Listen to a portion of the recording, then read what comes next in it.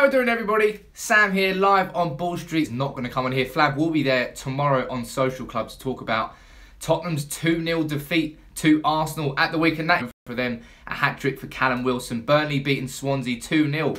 They are so close to the top four. Sean Dyche's team really is doing very, very well this year. Crystal Palace 2-0 with Everton. David Unsworth still only got one victory under his belt. Leicester losing 2-0 at home to Manchester City. Another clinical win for a Pep Guardiola team who really can't do anything wrong right now. Liverpool beating Southampton 3-0, 2 goals from Mohamed Salah. He really is firing on all cylinders this season. Not sure any Premier League player has scored more goals in all competitions than Mohamed Salah. Doing very well there. 3 wins on a trot now, I think, for Liverpool. West Brom, they lost convincingly at home to Chelsea. Eden Hazard, Morata doing wonders there for Chelsea. 4-1 win for United at home to Newcastle. Paul Pogba's return marks the return to goal-scoring ways for Manchester United. First time since 30th September that Manchester United have scored 4 goals in a Premier League game. And tonight, David Moyes' first game in charge for West Ham against Watford ended in a 2-0 defeat to Marco Silva's side. Will Hughes got the game underway with a goal after, 11 minutes? And Richarlison's goal, second half, made it 2-0. West Ham did have their opportunities. Gomez with some heroic saves before half-time. But it was the second half where West Ham really never got into that game. And they always looked like losing 2-0, I suppose. Let me know what you think was the biggest result this weekend. The biggest talking points this weekend. And I'll run through it with you. But we've got to start with Arsenal against Spurs.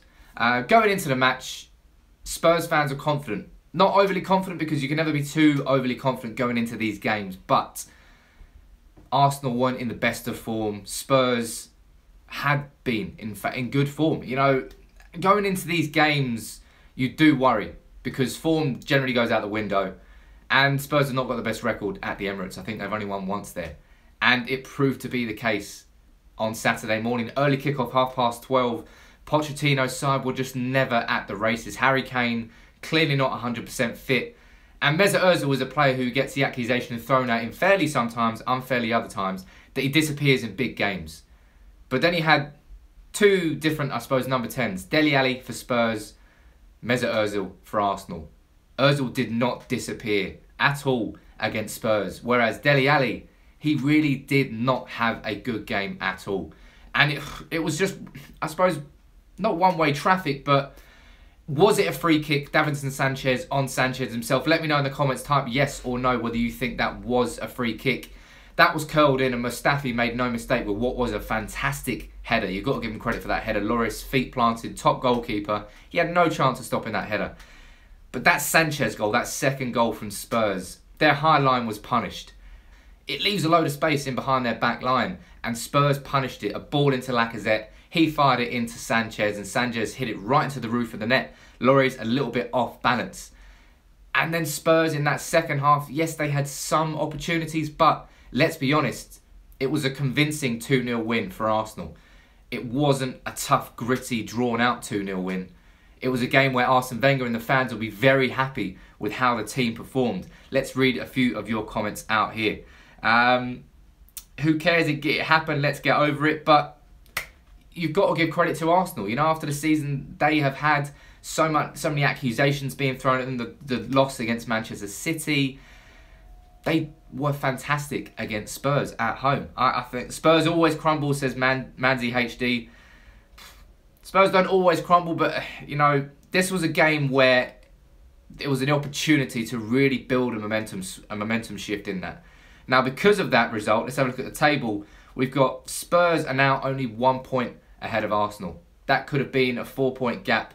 It could have been, not a 4-point gap at this point of the season doesn't say anything, but it now means that Arsenal are breathing down Spurs' neck. And after the 2 seasons that they've had, you know, everybody's been saying that Spurs' season has been going quite well. Look at Pochettino's record in these top 6 fixtures. It's an accusation which was fair to throw at Jose Mourinho. Manchester United's performances in these top 6 games is not good enough. But Pochettino has played 17 games against top 6 rivals and only won 1 of those games. What needs to change in these matches? Spurs fans, if you're watching, let me know. What needs to change in these matches for Spurs to come out with wins rather than draws or losses. So it would have been a 7-point gap instead of the 4 point, because they had a 4-point gap, which has now been closed to 1, but it would have been 7. And that would have been something to shout about. A bit like Manchester City, currently 8 points clear of rivals Manchester United after what was another convincing win for them. But let's run through a few of these other results here. We've got Callum Wilson. He scored a hat-trick in only, I think, his second Premier League start since rupturing his anterior cruciate ligament. Well done to Callum Wilson. And Huddersfield Town, they got their big result of the week, of the season, maybe, against Manchester United at home. But Huddersfield are struggling. Where are they in the table now? They are 10th still, but 6 points off relegation. Huddersfield, I don't know. Let's see what happens when Matt, obviously, we all know Matt Wilson. He is a Huddersfield fan. They've had some good results this season. Started the season off barnstormingly well, but since then, they've really been on the downward turn. Burnley, on the other hand, 2-0 win. Comfortable 2-0 win for Burnley, which leaves them only 1 point behind Spurs in 4th, only 4 points behind Manchester United in 2nd place. Burnley are doing fantastically well this season. You know, you've got to give credit to Sean Dyche. His team, he's the longest serving manager in the Premier League, behind Arsene Wenger, second longest manager obviously, but Sean Dyche's team is a unit, so tough to beat. And against Swansea, comfortable 2-0 win. Jack Cork getting it off to the start with a 29th minute goal, and then Barnes making it 2-0. Swansea really didn't have a response. And David Unsworth moving on to the next game, Crystal Palace, 2-2 draw against Everton, a goal after 1 minute for Crystal Palace. And then Bain scored after 6 minutes to make it 1-1. But a game where Everton came from behind to draw came from behind twice to draw 2-2. Any Everton fans, let me know in the comments, because you take that loss that David Unsworth had against Chelsea, I think, in his first game in charge. It was a game where Everton fans were positive. It might have been a defeat, but they saw grit, they saw determination. How many games can you keep saying that about an Everton team which isn't winning? And they need wins to get away from where they are in the table. They are still lingering towards those bottom 3 positions. Currently on 12 points, only 3 points off the relegation zone. Everton fans, are you happy to keep going with David Unsworth? Or do you think, you know, Marco Silva, again tonight, you saw his team dismantle West Ham's? Yes, Aurelio Gomez may have made a good couple of saves, but ultimately it was a confident win for a Watford team who are doing very well. Everton, they want Marco Silva. Watford have rejected the advances so far. Will that change? Will Everton be able to get their man? And if they can't get Marco Silva, who else could it be? Move on to the next result, Leicester against Manchester City. Man City, again, they look so devastating going forward. You know, I'm saying this as a United fan, it's hard to take, but they really are a completely different team this year than we saw last year. Yes, last year they did win, what was it, first 10 games on the bounce last year, and it all went to pot. I can't see anything going to pot with this Manchester City team. That everything is working. They've bought the players they needed in the summer, needed fullbacks. They got Walker. He's made a massive difference to this team. Mendy is obviously injured at the moment, but Fabian Delph is somehow doing a job there. Gabriel Jesus opened it up with a wonderfully worked goal, a very tiki-taka Guardiola type goal. And then De Bruyne with an absolute rocket of a left foot finish. 2-0 to Manchester City. Could have been more. Man City now 8 points clear. Man City are just unstoppable. How many is that? 11 wins on a bounce for them. They have scored 40 goals so far in 12 Premier League games. Second closest to that is Manchester United, who are on 27 goals. That's how far ahead Manchester City are of this. And let's go to the comments though. We've got someone here saying City's defence is questionable. Yes, City's defence is questionable. Vincent Kompany, could he have been sent off? Should he have been sent off? Only a couple minutes into that game. Let me know in the comments. Type yes or no now whether you think that he should have been sent off. And that would have completely changed the game, obviously. But ultimately, he wasn't sent off. And City won 2-0. But let me know in the comments whether you think he should have been given a red card. A great result for Jurgen Klopp's Liverpool, 3-0 against Southampton, the team who they bought all their team from. They've beaten them comfortably. A 3-0 win, 2 goals for Mohamed Salah and a goal for Phil Coutinho. That is now, I suppose, the BBC are putting it down here as a perfect day for Liverpool. And it's their 3rd Premier League win on a bounce. That is a little bit momentum in Liverpool's sails. And they've had momentum at points this season. and then they've lost momentum, but they've kept a clean sheet, and I suppose that's the most important thing, because we all know how good Liverpool's attack can be at points this season, but their defence has just been so shaky. Not against Southampton at home. A 3-0 win. That is where Liverpool now, they're 5th in the table, 4 points behind Manchester United in 2nd. Liverpool fans are going to be very happy with that result. If you're a Liverpool fan, let me know in the comments below. West Brom beaten, smashed by Chelsea 4-0 at home. 2 goals for Eden Hazard, a goal for Morata and a goal for Alonso. Morata getting a wonderful assist for one of Hazard's goals as well. A very perfect away day. Tony Pulis, his teams are considered very, very difficult to beat. Yet we see West Brom 1 point off the relegation zone now after getting pumped by Chelsea 4-0. Any West Brom fans, let me know what you think about that in the comments and about Tony Pulis.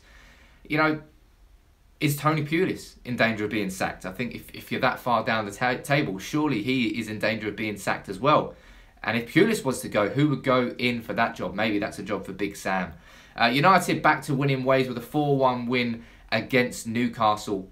Man United fans, myself included, have been saying, look, Man United with and without Paul Pogba were 2 completely different teams. And you saw that against Newcastle. They did get off to the goal-scoring start thanks to Dwight Gale, was slipped by Victor Lindelof, gave him the opportunity, a very nice, neat finish in off the post.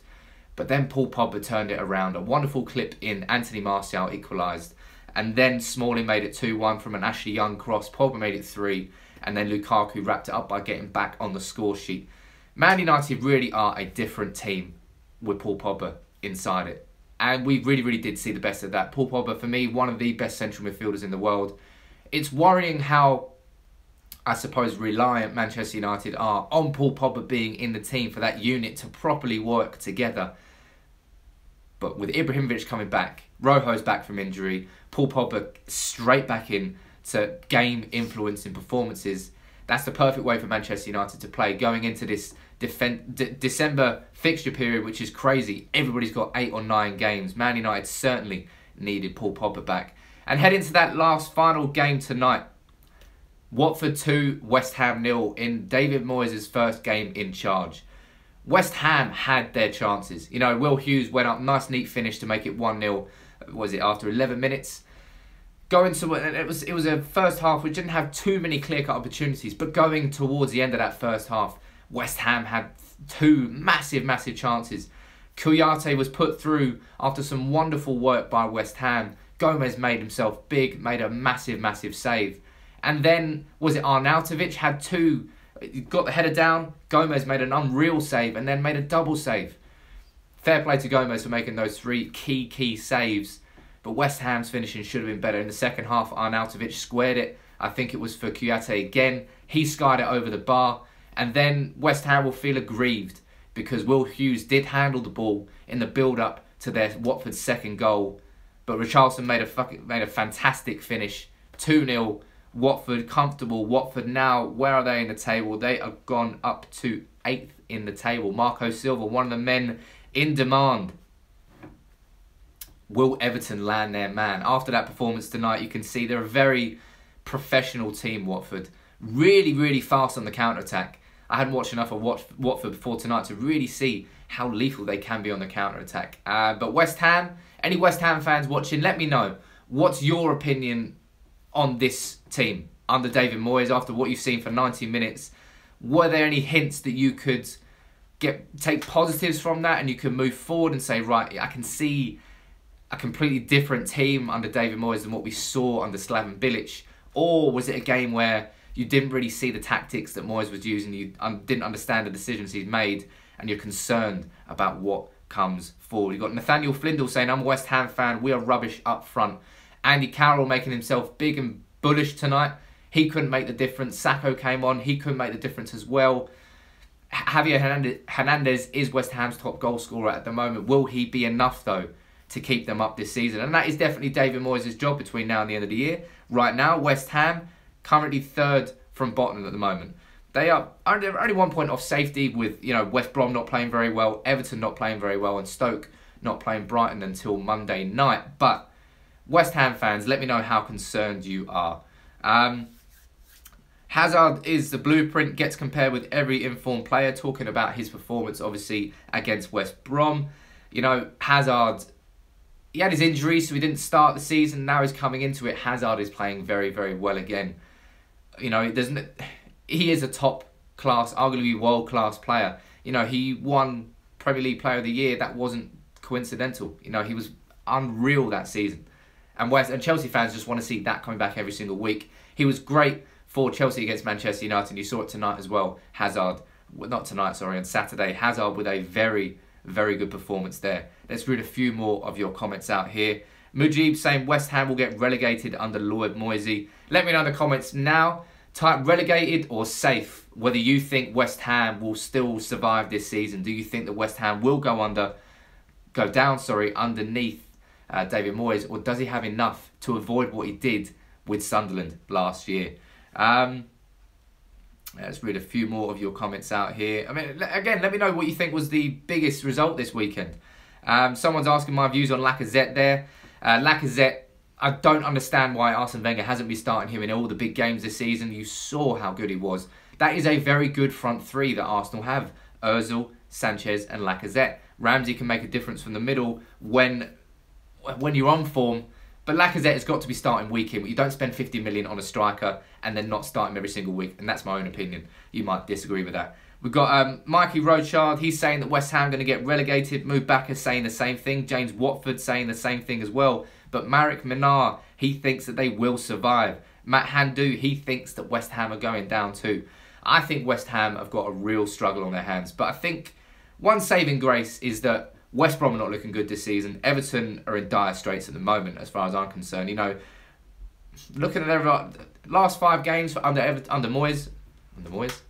Unsworth, Everton have only lost 2. They've only won 1. I suppose that's better than losing all 5, but until Everton, this is my opinion on Everton, until they get a new manager in, they're a club who is stagnating, a club who is in limbo, a club who cannot properly move forward under a new manager until either David Unsworth is told, look, you've got the job until the end of the season, or look, you've done your job now as an interim manager, we're going to get Marco Silva in, we're going to get Sam Allardyce in. I think Everton need to solve that as soon as possible.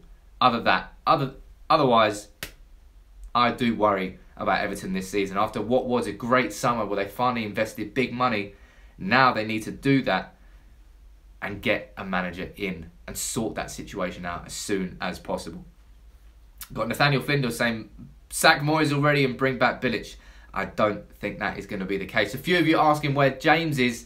Selfishly, James is currently on honeymoon. And he will... you can't have a go at him for that, eh? So James will be back at some point in the future. I'm not going to tell you when. It's going to be a bit of a surprise. But yes, that is exactly why I'm here and not James's beautiful face. You're just going to have to deal with me. The Christmas fixture period will separate the men for the boys, says Owen Gallagher. It always will. I think Manchester United have got 9 games in 30 days. And I'm sure all of you have the exact same. It's a period where you need your squad depth, you need rotation, and you need a little bit of luck. You always need a little bit of luck in the December fixture period. It's a bit mental. But I suppose let's wrap it up today. That was it for tonight's Sunday night live review. Thank you all for joining in. As I said, a big, big win for Arsenal this weekend. They needed that to, I suppose, stop Spurs' momentum. And now North London is red at the moment and there's not much Flav can say. Make sure you check out what Flav has to say tomorrow on Social Club or any other Spurs fans, because it was quite a lacklustre performance from Spurs at Arsenal. Man United back to goal scoring and winning ways, I suppose.